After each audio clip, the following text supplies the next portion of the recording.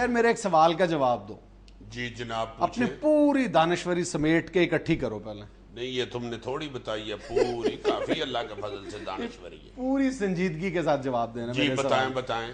غور و فکر کے ساتھ, جی تدبر کے ساتھ, جی ہوش مندی کے ساتھ, بتائیں جناب. ٹھیک ہے, بغیر کسی جذباتیت کے. جی بتائیں. کیا تم یہ نہیں سمجھتے کہ ہمارے معاشرے میں ہم لوگ ضرورت سے زیادہ, میں خاص طور پر زور دے کے کہہ رہا ہوں, ضرورت سے زیادہ اولاد کے فیوچر کو اپنے سر پہ سوار کر لیتے ہیں؟ جی بتائیں. میرا سوال مکمل ہو چکا. نہیں میں تو شروع سے یہی کہہ رہا ہوں کہ بتائیں. میں یہ کب کہہ رہا ہوں کہ پوچھیں؟ ہاں ریوائنڈ کر کے دیکھ لو بے شک. میں تو کہہ رہا ہوں کہ بتائیں. میں نے کہا تھا سنجیدگی کے ساتھ جواب دو یار. نہیں ویسے بتائیں ذرا. دوبارہ سوال دہراؤں میں.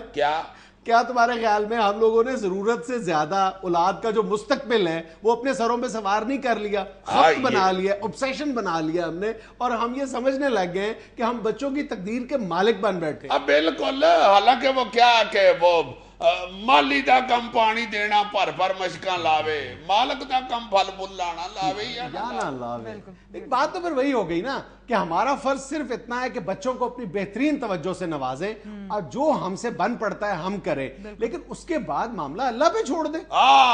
مگر یار یہ بچوں کو تو چھوڑو, اب تو لوگوں کو دوتروں پوتروں کی بھی مصیبت پڑی ہوتی ہے, ان کے لیے بھی پلاننگیں کر رہے ہوتے ہیں, دولتیں اکٹھی کر رہے ہوتے ہیں, ان کی نوکریوں کے لیے بھاج نس کر رہے ہوتے ہیں, ان کی سفارشوں کے لیے دوڑ ہو رہی ہوتی ہے. حد ہو گئی. اور یقین کرو کہ میں نے اپنی زندگی میں بہت سے باصول اور انتہائی پارسا لوگ دیکھے ہیں جو یعنی عام معمولات زندگی میں انتہائی باصول واقع ہوتے ہیں اور کبھی کمپرومائز نہیں کرتے اپنے اصولوں پر, لیکن اولاد کا معاملہ جب آتا ہے, ان کی سفارش, ان کی ملازمت, ان کی تعلیم کے جو مواقع ہیں, اس موقع پر آ کر ان کے قدم جو ہیں وہ لڑکھڑا جاتے ہیں. وہ سفارش کا استعمال بھی کرتے ہیں, وہ ناجائز ذرائع بھی استعمال کرتے ہیں. اسی لیے مطلب ہم یہ بات نہیں کر رہے, یہ تو قرآن نے کہہ دیا نا, اولاد اور مال فتنہ یعنی آزمائش ہیں. وہ تو یار ہمارے اسی قرآن شریف میں یہ بھی تو لکھا ہوا ہے نا کہ اپنے مخصوص رزق کو ناجائز طریقوں سے حاصل کر کے حرام مت کرو.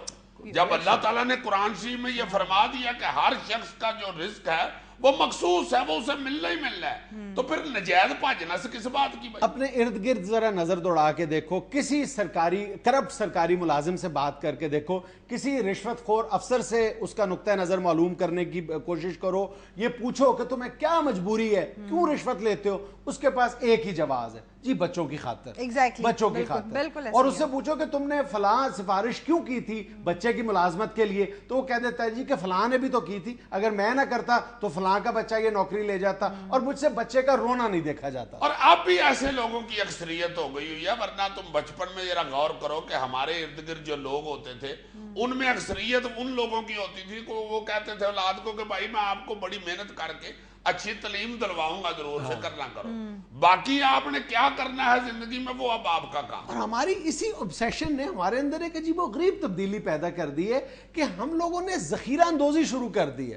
مشکل سے اپنے لیے گھر بناتے ہیں, ابھی وہ مکمل ہوتا ہے تو اپنے بچوں کے لیے, ایک ایک بچے کے لیے گھر بنانا شروع کر دیتے ہیں, بیٹی کے لیے پلاٹ خریدنا شروع کر دیتے ہیں, یعنی دور تک ہم پلاننگ شروع کر دیتے ہیں. اور ٹینشن ہی نہیں یہ تو ختم ہوتی, بچوں کا مستقبل تو پھر اس کا تو سفر ختم ہی نہیں نہ ہوتا. تم کسی بندے سے بات کر کے دیکھ لو جس کے پاس 10 لاکھ روپیہ, وہ کہتا ہے یار یہ 10 لاکھ کیا ہوتا ہے بھائی. جس کے پاس 10 کروڑ ہے وہ کہتا ہے 10 کروڑ کیا ہوتا ہے جناب. جس کے پاس 10 ارب ہے وہ 10 ارب سے بھی نہیں لاج رہا, اس کا نہیں پیٹ پھول ہو رہا.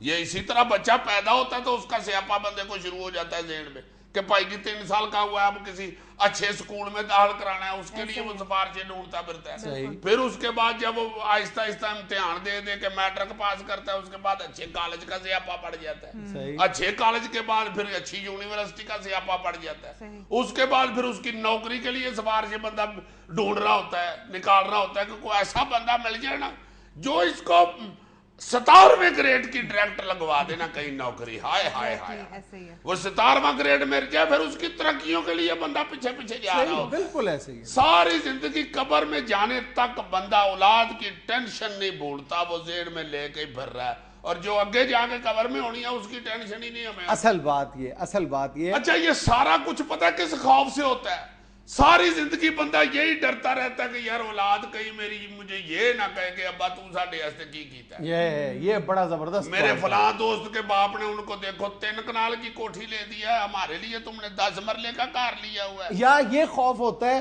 कि बच्चा बड़ा होके कहेगा कि अब्बा जान आपका हाथ पड़ता था, यानी आपकी अप्रोच थी लेकिन आपने मेरे लिए सिफारिश नहीं की, मेरा करियर नहीं बनाया। आपका हाथ पड़ता था। हाय हाय हाय, बंदा आगे से कहे कि बेटा हाथ तो मेरा डंडे को भी पड़ता है, अपनी मेहनत कर, मेरा बैठ के अबे पहना भी दे लगाए रख। बिल्कुल नाज़रीन, यहाँ में लेनी एक छोटी सी कमर्शियल ब्रेक, हमारे साथ रहिएगा।